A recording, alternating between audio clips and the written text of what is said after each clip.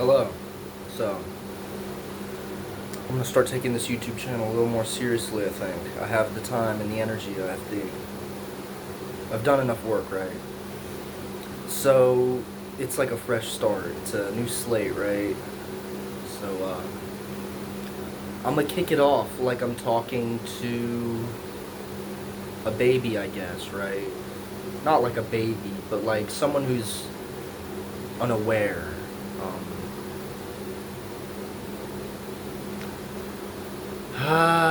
Hell. Hell. People talk about hell and heaven a lot. A lot, a lot, a lot, a lot. You know, how would one know of heaven if not to experience it themselves, right? So, in the book, which is not anything I'm really interested in talking about, but in the book, they say visions were granted unto a certain fellow, chariots, and it led to the modern ritual of, I believe it's the liturgy, the divine liturgy. I believe that's what it is. That's supposed to be the recreation of heaven on earth that they do in the church. That's an Orthodox practice, I believe. The divine aspect is prevalent. People talk about the spirit. People think almost as though their spirit grows from the material world, but that is not so. The spirit precipitates and condenses. This is something that this isn't just a Talmudic idea, not Talmud, but Kabbalistic. This is not just a Kabbalistic idea. This is not just a Hindu idea or a Buddhist idea. This isn't just a Hopi idea.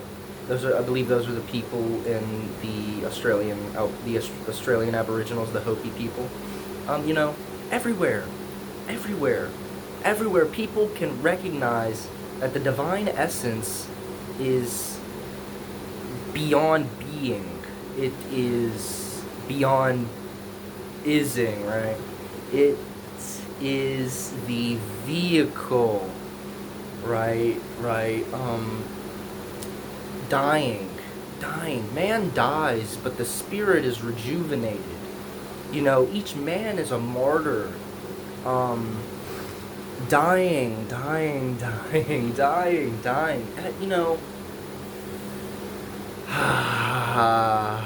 Every time you have a thought, you condense your spacious awareness down into that form, into that shape.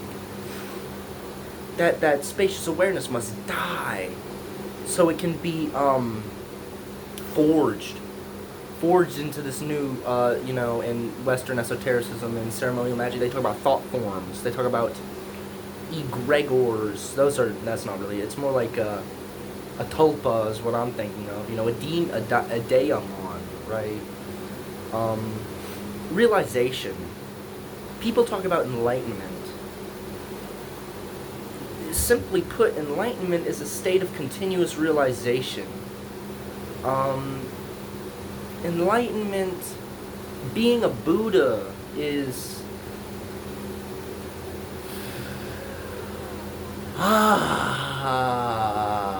let me think, because I put it to a good quote one time.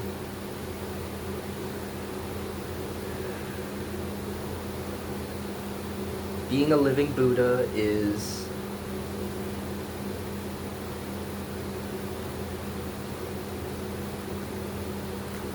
living and dying eternally without beginning or end. Awakening and lulling into sleep. All is arising from that place of slumber. People talk about waking up to reality, but really, we wake up to the dream. We realize, wait, this isn't right, and then we pull back out of it. Like, you'll realize you're dreaming, and you realize you're in a thought, you realize you're in a fantasy, and you wake up out of it. To be enlightened is to realize you were already awake,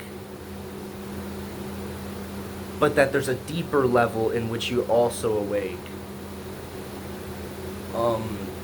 A lot of this stuff can only be achieved through meditation, or near-death experience, or psychedelic use, or, any number of practices, breath work. Just being in nature long enough, you'll sense it, you'll know it, but...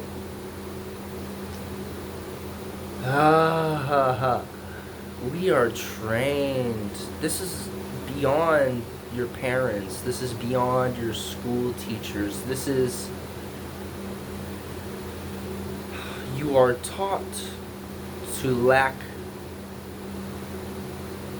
Well, listen, there's a difference between magical thinking and enlightenment. Magical thinking is the idea that your thoughts directly create reality, that you can just forge reality. I can just make it happen.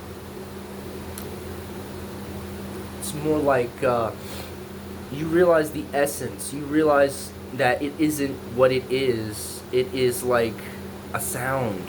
You hear songs and it summons visages within your spirit and mind. You hear a song and you feel flowers, or you feel a thunderstorm, or you feel it's music, spirit, somatics. Within the body is a greater force of intelligence than was within the mind. Outside of the body is a greater force of intelligence than is within the body. Transcending separation, transcending the localization, transcending the clip-off, the shells, the concept that things are what they are rather than the divine truth. Immense. You know how when you're cleaning your room, you don't just clean your whole room? You start with the floor, and then you hit the walls, and then you do your table, or, you pick up all the laundry first, and then you get the trash, and then step by step by step. It's too tremendous to approach all at once. They talk about when you see God, you are blown asunder, you are annihilated. This is a fair statement. Annihilated. There's no grasping, because we believe we are the grasping. We believe we are the doing rather than the being, rather than the eminence. We, you, I, it, how, some, so, where, how, be. Kali, Kala chakra, Om Mahakala, Hum Fat Hum Va Vajra Guru Panma Siddhi Hum Fat. Life is a dance. It's like a ballerina show. It's ebbing and flowing. Heavy is the weight, but light is the movement, right? So it's about they talk about Taoism, flow. You move with it. You are guided. You are propelled by the hill, lifting you into the air rather than clawing up its, it's, within you is something bigger than you could ever imagine. You are beyond form, beyond identity, beyond conception, beyond ideation, beyond corruption, beyond purity. You are beyond purity. You are beyond the concept of singular aspects. You are beyond. It's, how's it go? How does it go?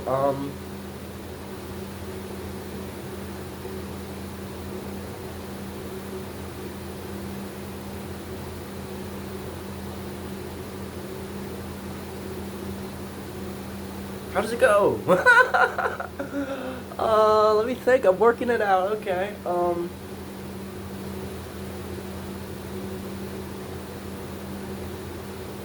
Beyond the beyond, even further beyond.